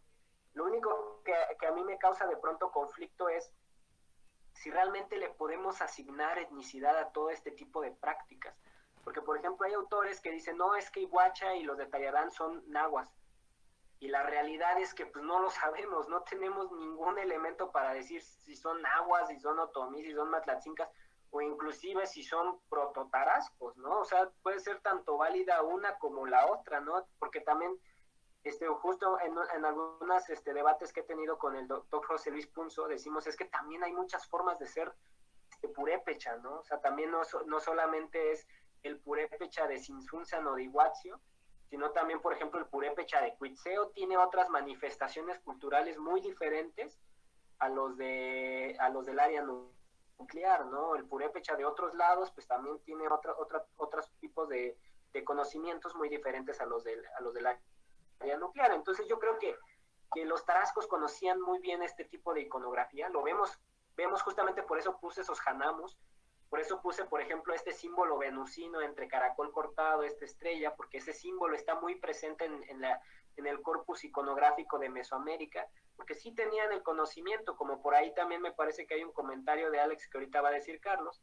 O sea, este tipo de iconografía también viene desde el epiclásico, desde el clásico, por eso también mencioné las vasijas de Agapi, porque pues ahí están presentes este tipo de símbolos y parecen tener una continuidad, y que yo creo que los conocían, yo creo que efectivamente sabían esto, a lo mejor vuelvo a lo mismo, ¿no? O sea, ¿por qué no tenemos esculturas de Curicahueri o por qué no tenemos códice? Pues no sé, a lo mejor simplemente los tarascos, pues como usted menciona, doctor Paredes, o sea, resaltan mucho, por ejemplo, los españoles el arte plumario, ¿no? Donde hacen sus pinturas con plumas, ¿no? Pues a lo mejor o sea, ahí los tenían, y pues ya desafortunadamente no nos queda ninguno de esos, ¿no? Entonces, pero probablemente ahí lo tenían, probablemente su escultura igual era a lo mejor en madera, o a lo mejor también nos estamos quedando muy corto con lo esquemático de los tarascos, a lo mejor decimos, no, es que el chacmol está muy simple, pero ¿quién no nos dice que ese chacmol tenía muchos adornos físicos, collares, plumas, o sea, muchas cosas de ese tipo que adornaran la escultura, ¿no? O vestido, que tuviera alguna paño, alguna tela o algo así por el estilo, ¿no? Entonces yo creo que el caso de los tarascos es que, pues sí, desafortunadamente no se preservó algo de la época prehispánica, algún códice, alguna de estas pinturas, como dicen los españoles, pero creo yo que, como bien dijo, en la cerámica, en el arte rupestre, en los hanamos, en el estudio de todos estos tipos de cosas, podemos encontrar muchas cosas que inclusive, como por eso puse el ejemplo de la relación de Michoacán, ¿no? De cómo está presente en el contexto arqueológico y también está presente en la iconografía de la relación de Michoacán, ¿no? Estos detallitos, como dice Hans, ¿no? Que sí parece haber pues un conocimiento, una forma de cuál codificar su mundo a través de elementos gráficos, ¿no? Estas casitas, estas líneas, estos puntos que seguramente, las espirales, seguramente significaban algo que ahorita nosotros no sepamos qué, pues ya eso es otra cosa, pero seguramente sí debe de haber muchas cosas. Y también para ya finalizar y y mencionar, ¿no? Relacionado al tema de Ricardo, por ejemplo, llama mucho la atención, siempre nos ha llamado la atención a los académicos, porque en los tarascos no está presente una deidad del agua como la hay en otras partes de Mesoamérica, ¿no? Con estos símbolos, las anteojeras, los colmillos y todo esto. ¿Por qué no tenemos tampoco una serpiente emplumada clara en estos lados? Entonces, pues obviamente también empieza la pregunta de si estas deidades existían en el panteón tarasco, no existían, etcétera. O por qué, por ejemplo, el símbolo de Hécatl es muy conocido, muy utilizado en Jalisco, por ejemplo, y porque aquí en Michoacán no está presente, pero sin embargo, por ejemplo, hay una vasija tarasca que me llama mucho la atención, donde ahí vemos un hombre pájaro, o sea, con un pico, con su tocado de plumas, y bueno, es una de las formas en las cuales, por ejemplo, Eric ha podido relacionar ese símbolo de hombre pájaro con Hécatl, ¿no? Entonces también, por ejemplo, voy a compartir nada más tantito la pantalla, Carlos. Está bien, Dante. Sí, nada más para que vean, por ejemplo, esta vasija que puse, esta justamente, ¿no? De esta como especie de tortuga, o no sabemos qué sea, donde vemos pues precisamente este rostro, ¿no? Con estas rodelas y estos colmillitos, y justamente en su estómago también tenemos estos ojos grandes, y parece estar formando esta parte un rostro. Entonces pues es un tema bastante complejo. Esta es justamente la vasija a la que hacía referencia, ¿no? Donde vemos a este hombre pájaro con su tocado, ¿no? Entonces pues hay cosas que todavía creo yo que tenemos que investigar más sobre la iconografía tarasca, para poder saber si es de una u otra época. Entonces pues bueno, en el caso de la figurilla de la bueno, no sabemos quién es la realidad, o sea, pero esta figurilla encontrada supuestamente en el Cirate, pues bueno, desafortunadamente, mientras no tengamos un contexto, la figurilla puede ser de cualquier temporalidad, de cualquier cultura, puede ser hasta traída de otro lado. Entonces esa es la desgracia de que no haya un control arqueológico en las piezas, en el registro, en todo esto. Entonces, pero bueno, por la iconografía, pues es una iconografía que está presente en el clásico, está presente en el clásico. No sabemos hasta qué punto está presente en el posclásico, porque por ejemplo, en áreas donde sí hay estos elementos, es justamente en el oriente de Michoacán, justamente en las esculturas de San Felipe de los Alzati, que pueden ser probablemente del posclásico temprano. Tenemos felinos con anteojeras, con estos colmillos. También en Sinapecuaro hay algunas esculturas, por ejemplo, hay un brasero probablemente de Tlaloc, ¿no? Proveniente del cenicero. Entonces hay muchas cosas que todavía hacen falta por estudiar. Ni se diga la región de Huetamo, de Guerrero, donde también hay estelas con estas representaciones de personajes con anteojeras y colmillos. Y obviamente la más importante, digamos, que sí nos relaciona directamente con el periodo posclásico, por lo menos con el temprano, son los cascabeles con representaciones justamente del dios de las tormentas, ¿no? Estos cascabeles de cobre que tienen sus anteojeras, sus colmillos, y que pues también están muy presentes en la tierra caliente de Michoacán, en algunas otras zonas. Entonces pues sí, a través de la iconografía va a ser muy difícil saberlo, y bueno, también a través de la técnica todavía más. Entonces pues es un debate que ahí sigue, va a seguir abierto. Y finalizo con que estoy de acuerdo en que no es Curicauri, eso sí, totalmente segurísimo de mi parte, pero de qué época es, eso sí, pues quién sabe, o sea, ni qué cultura, pues también quién sabe. Pero bueno, ahí vemos que sí hay representaciones de este dios de las tormentas, sobre todo en el epiclásico y en el posclásico temprano en Michoacán. Ya en el tardío, pues es una tarea que ahí tenemos que empezarle a entrar. Gracias, Dante. Por cuestiones de tiempo, les pido a los dos ponentes que sean concretos en sus comentarios, porque todavía nos faltan varios. En el chat de la sesión, Ernesto Ochoa nos pregunta, y creo que es para Ricardo: ¿existen otras figuras en otras regiones del territorio purépecha que representen a Curicabery y permitan su comparación con la del Museo Regional? No hay ninguna pieza que podamos asociar directamente con Curicahueri. Solo contamos con las descripciones que mencionan las fuentes documentales y esta lámina de la relación Michoacán que presentamos. Y ahorita antes estaba mencionando algo sobre la pérdida de testimonios sobre el pasado prehispánico, y hasta que uno no se mete en la documentación temprana, y ahorita voy a citar un documento que muchos aquí en Michoacán Tarascorum hemos visto por su importancia, que es un pleito que el fiscal hace contra don Pedro de Arellano, corregidor de Sinsunzan, en 1530, porque se roba un tesoro, y hace una relación de qué objetos había en este tesoro, y por los testimonios que hay a lo largo del proceso y por otras fuentes documentales, uno puede darse cuenta de cómo creo que a veces pensamos que los españoles no comprendieron la cultura indígena, y al contrario, los españoles la entendieron bastante bien, pues para tratar de erradicarla. Y menciono esto por las tumbas y tanto por códices como por figuras prehispánicas que los españoles todavía para el siglo XVII, y el doctor Carlos Paredes no me va a dejar mentir, en el libro que él editó sobre Y por mí visto, para 1600 todavía hay documentos donde hay saqueadores de tumbas pidiéndole permiso a la corona, pues para poder saquearlas.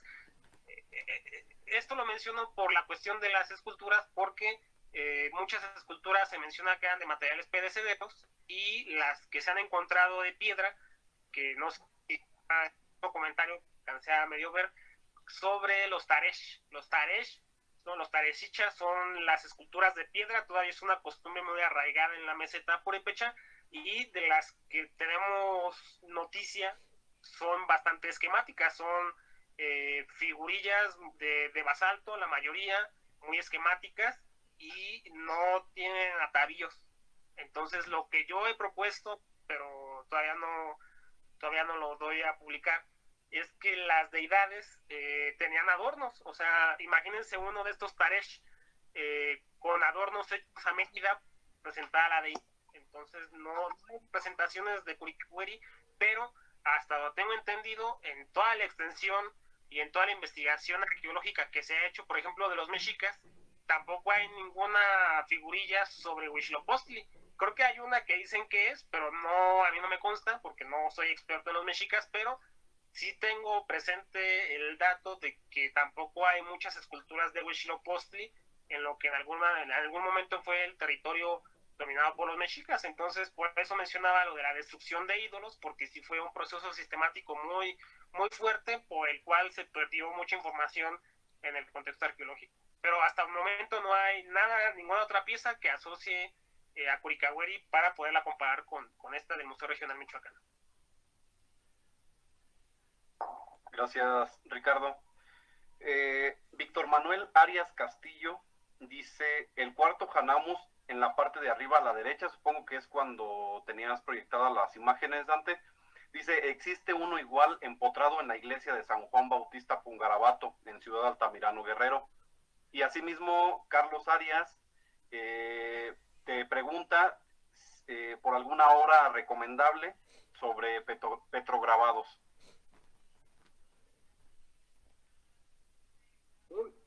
Pues sí, seguramente va a haber una iconografía compartida, sobre todo en esta zona entre Michoacán y Guerrero, lo cual sí es muy, muy probable que sí haya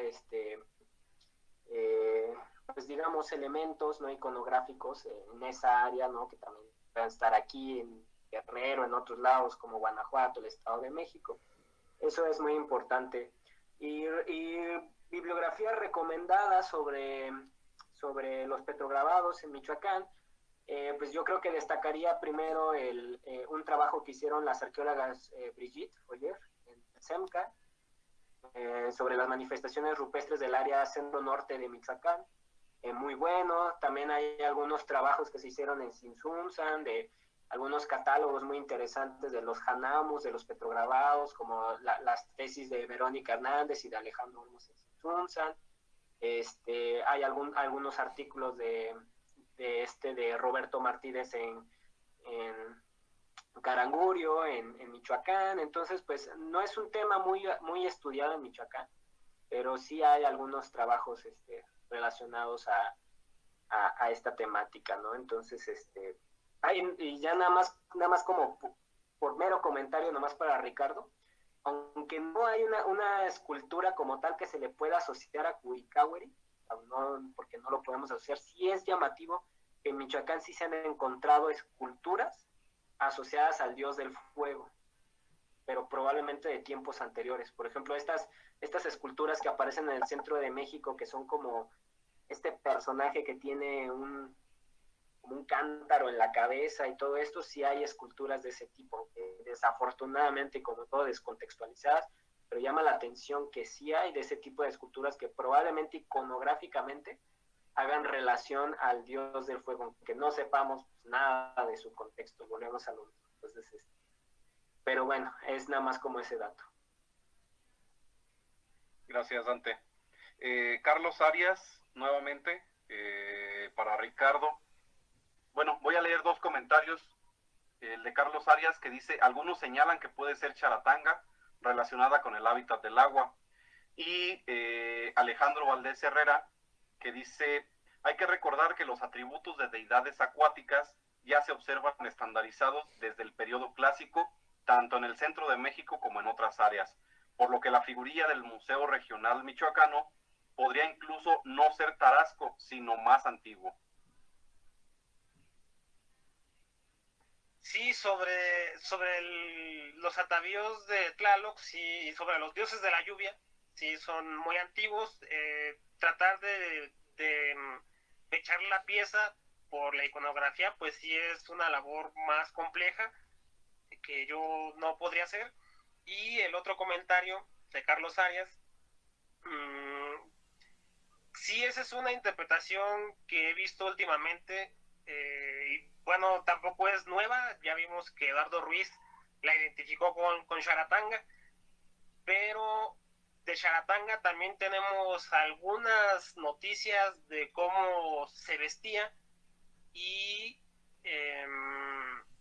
pues ahorita recuerdo, por ejemplo, la escena que se narra cuando insultan a la diosa y convierte a los sacerdotes en serpientes, y se menciona que tenía pulseras y collares de granos de maíz, de frijol, de maíz, frijol, de chiles, y las creencias que se tenía sobre ella es que había traído las semillas a la tierra. Es un tema de creación, y pues tiene la ventaja Charatanga de que su animal asociado probablemente sea la serpiente, lo cual es un animal acuático, pero tampoco hay como elementos para amarrar la representación de esta figurilla con Charatanga por el dato que mencioné de que yo no he encontrado ni una referencia al uso de anteojeras entre los tarascos, al menos a nivel histórico, a nivel documental, iconográfico, no he encontrado eso en las fuentes.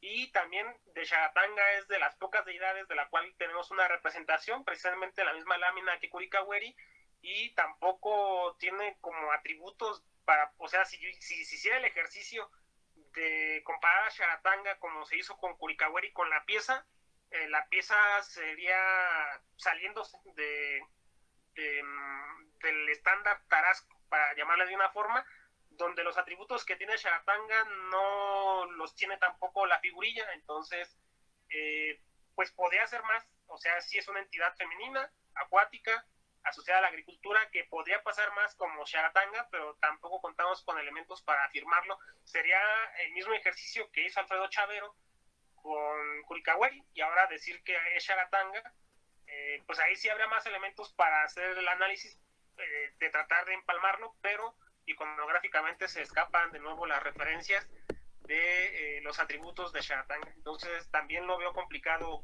poderlo asociar con esta deidad del agua de Pátzcuaro. Gracias, Ricardo. Nos pregunta Rodrigo Daniel Medina.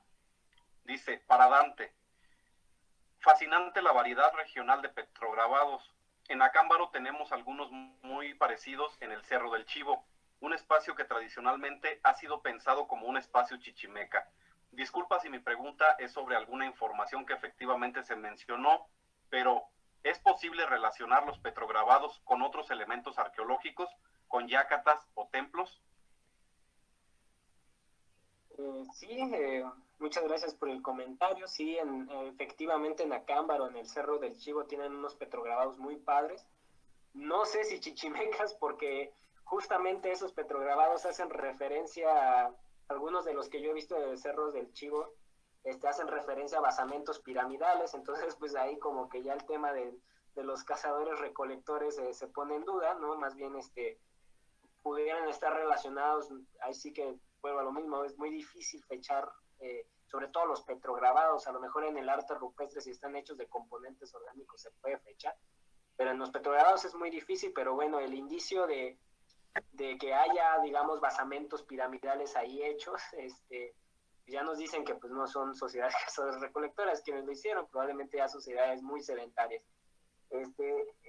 No sé a qué se refiere con la pregunta de si los petrograbados pueden estar relacionados con la yaca. O sea, no sé si se refiere a que si puede haber petrograbados en las yacatas o puede haber petrograbados dentro de un conjunto arquitectónico. Si a eso se refiere, sí, la respuesta es sí, totalmente. Puede haber arte rupestre integrado a la arquitectura, o sea, no solamente en forma de hanamo, sino también en las propias rocas. A lo mejor muchas veces en los sitios arqueológicos donde construyen la ciudad también hay afloramientos rocosos, en los cuales se hace arte rupestre. Un caso muy, muy espectacular es Plazuelas, por ejemplo, en Guanajuato, justamente donde está la maqueta del sitio, ahí mismo en los soportes naturales dentro del sitio arqueológico. Y así hay muchos casos. Insusan es otro caso mismo donde están las piedras naturales, o sea que probablemente ahí estaban en el momento en el que cuando llegaron los tarascos y empezaron a construir estas construcciones, y pues aprovecharon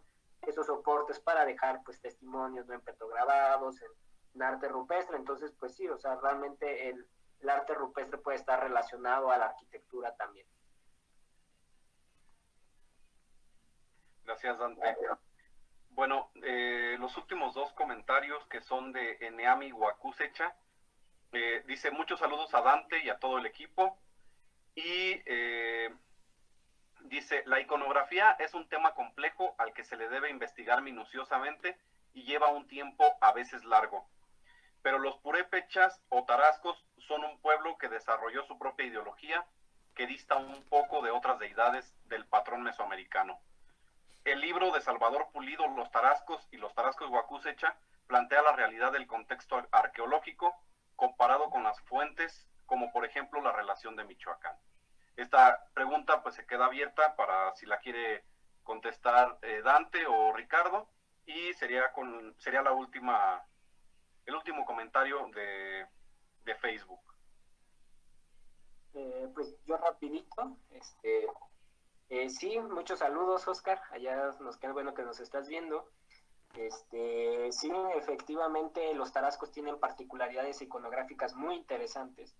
Lo que a mí me causa mucho interés es que justamente en el periodo epiclásico, es decir, y en el posclásico temprano, es decir, anterior del surgimiento del estado tarasco, en Michoacán, tanto en cerámica, como en estelas, como en arte rupestre, como en escultura, como en muchas otras cosas, sí está presente un corpus iconográfico muy relacionado a lo que vemos en el resto de Mesoamérica. Vuelvo a lo mismo.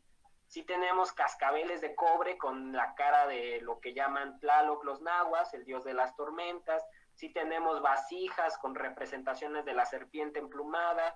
Sí tenemos un montón de cosas. Tenemos anteojeras también en los entierros de estos periodos. Y justo es muy llamativo por qué ese corpus iconográfico desaparece, ¿no? Con la aparición, en teoría desaparece con el surgimiento del estado tarasco. Ahí surge una pregunta que obviamente va a llevar un rato resolverla, ¿no? Un rato estudiarla, evaluarla, si realmente desaparece o si realmente se transforma si realmente qué es lo que pasa con todo ese corpus iconográfico, ¿no? Entonces, ¿por qué ciertos elementos sí los dejaron? ¿Por qué ciertos elementos no los dejaron? Todo eso tiene que ver con discursos muy interesantes. Probablemente los tarascos buscaban diferenciarse, y seguro lo hicieron, de las otras élites de otros pueblos, ¿no? Como el caso de los mexicas, ¿no? Probablemente sí los tarascos también buscaban diferenciarse de los mexicas, como se piensa que fue el caso de Cantona, por ejemplo, con Teotihuacán, dos sitios contemporáneos que en sus materiales distan mucho. Entonces, pues bueno, hay un tema bastante amplio para estudiar. Ahora sí, Ricardo. Sí, esta cuestión de Pulido para mí es un libro excelente porque pues parte precisamente de una herramienta del materialismo histórico que es la cuestión de las clases. De hecho, él cita un pasaje muy famoso de Vladimir Lenin para definir lo que es una clase. Igual, Salvador Pulido, muy buen investigador.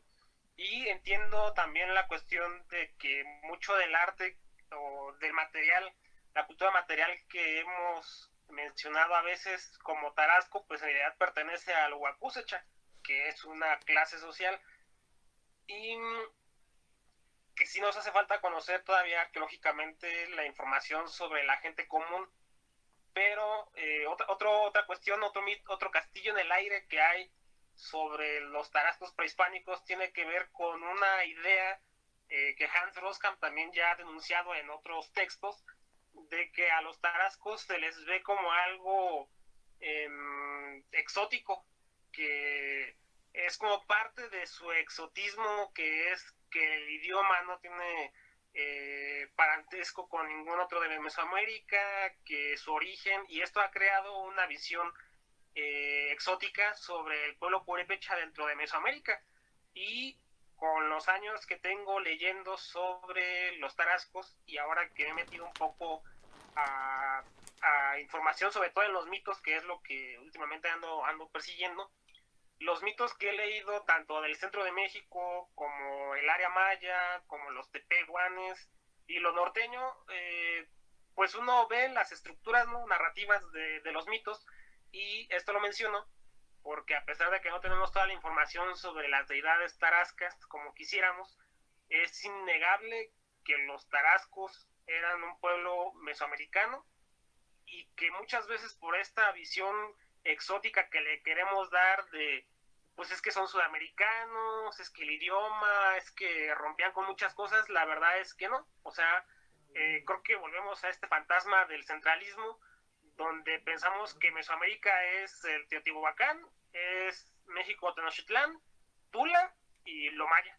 Entonces, buscamos lo mesoamericano en un ideal que la historiografía centralista mexicana ha construido, cuando no tiene que haber una correspondencia exacta. Por ejemplo, de deidades de la lluvia, pues al menos entre los tarascos se menciona que a Tucupacha, que al parecer era la deidad creadora masculina, está Cuerahuaperi, y se mencionan las nubes, de la nube negra, la nube roja, la nube colorada y la nube amarilla, y pues uno pensaría que son los mismos atributos de los tlaloques, pero no tienen que ser exactamente iguales. O sea, si uno busca la receta de, pues es que Tlaloc y Huitzilopochtli y todo eso, y quieres interpretar eso con la información de aquí, pues va a terminar pasando lo que hizo Corona Núñez con mitología tarasca, que pues no funciona, porque no se sostiene la coherencia lógica de la explicación que tú le estás dando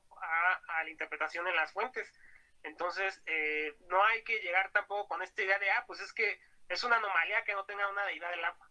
Pues primero, no tenemos toda la información sobre las deidades tarascas, y aunque no hubiera una deidad del agua, hay otros elementos que nos permiten ver que sí tenían una cosmovisión compleja sobre los fenómenos celestes. Entonces hay que tratar de buscar la interpretación de lo que sí conocemos, y ya después que tengamos bien, estemos seguros de qué conocemos de aquí, ya se va a poder hacer la comparación con otras zonas mesoamericanas del mismo periodo o de periodos anteriores. Pero primero hay que conocer bien lo que tenemos aquí de fuentes, y ya empezar a hacer el análisis comparativo con los demás. Gracias, Ricardo. Bueno, ya para finalizar, no quiero dejar fuera un comentario del doctor Gerardo Sánchez Díaz, que también nos honra por ahí con su conexión en la transmisión de Facebook, y va pues especialmente para Ricardo. Dice, en uno de sus trabajos tardíos, Corona Núñez señala que esa escultura presenta los atributos de una deidad del agua, una especie de Tlaloc. Buscaré la referencia y se la hago llegar. Creo que una cosa importante para el estudio de esa escultura es precisar la fecha y el lugar en que se encontró y cómo ingresó al Museo Michoacano. Están publicados los inventarios de la época en que Nicolás León fue director del museo. Les recomiendo la consulta de las 2 tesis de licenciatura y maestría de José Carlos MG. Supongo que lo etiquetó para que igual te pongas por ahí en contacto, Ricardo, porque no vienen los apellidos, pero creo que es una etiqueta en el comentario de Facebook. Y bueno, pues si no hay más preguntas, comentarios o réplicas por parte de los ponentes, damos por terminada esta cuarta sesión del webposio Nuevas Interpretaciones sobre el Michoacán del siglo XVI. Y pues muchas felicidades para los 2 ponentes, para Dante y para Ricardo. No olviden seguirnos en nuestras redes sociales, Michoacán Tarascorum, en Facebook y en Instagram.